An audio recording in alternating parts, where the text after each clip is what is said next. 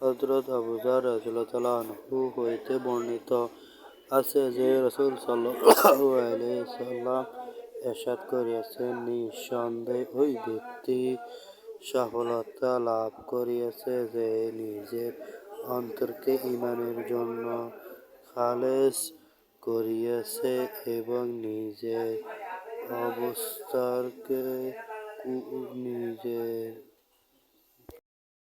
এবং নিজের অন্তরকে কুফরি ও শিরক হইতে পবিত্র করিয়াছে, নিজের জবানকে সত্যবাদী রাখিয়াছে, নিজের নফসকে প্রশান্ত করিয়াছে। অতঃপর আল্লাহ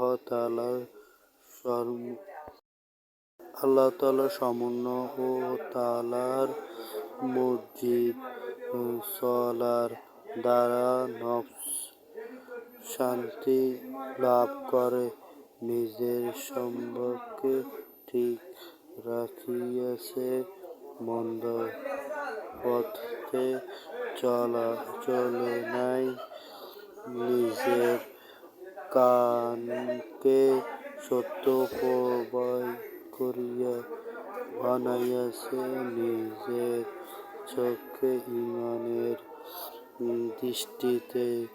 দৃষ্টিপাতকারী বানাইয়াছে। মুসনাদে আহমদ।